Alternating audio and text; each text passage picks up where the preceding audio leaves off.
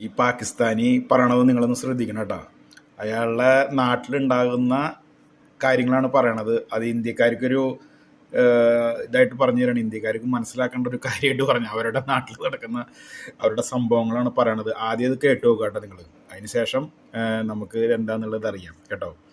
അപ്പം ആദ്യം അയാൾ എന്താ പറയണമെന്നുള്ളത് നമുക്കൊന്ന് കേൾക്കാം. इंडिया वालों मेरे भाइयों, आप ये मत सोचना कि पाकिस्तानी तुम लोगों से डरते नहीं। पाकिस्तान में हम 4 कौम रहते हैं, सिंधी, पंजाबी, बलोच, पठान। ये हम लोग फारिग नहीं है, आपस में लड़ते। कभी सिंधी और पठान लड़ते, कभी बलोच और पंजाबी लड़ते। यानी कि इन 4 कौमों में आपस में लड़ाई होती है। बाहर मुल्कों से लड़ने का हमारे पास टाइम नहीं है। अपने पाकिस्तान में हम लोगों का टाइम पास हो जाता है।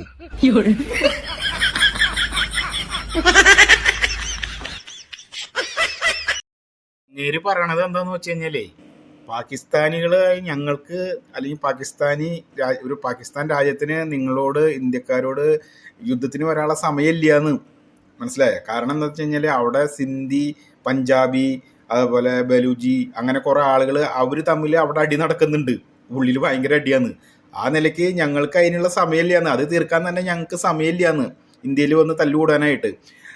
അതുകൊണ്ട് നമ്മൾ ഇന്ത്യയും പാകിസ്ഥാനും ബായി എന്നാണ് പറയണത്. ഞങ്ങൾക്ക് അതിനുള്ള സമയമില്ല. ഞങ്ങളുടെ രാജ്യത്ത് തന്നെ പല പ്രശ്നങ്ങൾ നടക്കുന്നുണ്ട്. അപ്പോൾ ഞങ്ങൾക്ക് എങ്ങനെ സമയം കണ്ടെത്താനാണ് ഇന്ത്യയിൽ വന്നിട്ട് യുദ്ധം ചെയ്യണമെന്നാണ് പാകിസ്ഥാനി അല്ലെങ്കിൽ ബലൂച്ചിയായ വ്യക്തി പറയണത് കേട്ടോ. അപ്പോൾ അയാൾ രസകരമായിട്ടാണ് അത് അവതരിപ്പിച്ചിട്ടുള്ളത്. എന്ന് വെച്ചാൽ എപ്പോഴും പാകിസ്ഥാൻ ഇന്ത്യൻ സ്നേഹബന്ധത്തിൽ നിൽക്കണം എന്നുള്ള ഒരു ആത്മാർത്ഥമായി ചിന്തിക്കുന്ന ഒരു വിഭാഗം ആൾക്കാർ നമ്മുടെ പാകിസ്ഥാനികളിലുണ്ട്, പാകിസ്ഥാനിയിലുണ്ട്, ഇന്ത്യയിലുണ്ട്. അതിൻ്റെ ഒരു ഭാഗമായിട്ട് കോമഡി ആയിട്ട് അയാൾ വീഡിയോ ഇട്ടിട്ടുള്ളതാണ്. പക്ഷേ അതിൽ ശരിക്കും പറയുന്നത് സത്യമായിട്ടുണ്ട്. അതിൽ ചില വിഭാഗം ആൾക്കാർ ഈ വർഗീയതയും തീവ്രമായി ചിന്തിക്കുന്ന ആൾക്കാരാണ് ഈ വക പ്രശ്നങ്ങൾ ഉണ്ടാക്കുന്നത് കേട്ടോ. അപ്പോൾ അതിൻ്റെ ചെറിയൊരു ഹിന്ദിയിലായ സംഭവം ഞാൻ മലയാളത്തിലാക്കിയെന്ന് മാത്രം. ഓക്കെ, എനിക്കറിയാവുന്ന രീതിയിൽ ഞാൻ പറഞ്ഞു തന്നു മാത്രം കേട്ടോ. ഓക്കെ, അറിയാവുന്നവർ അത് മനസ്സിലാക്കി കാണുമെന്ന് വിശ്വസിക്കുന്നു.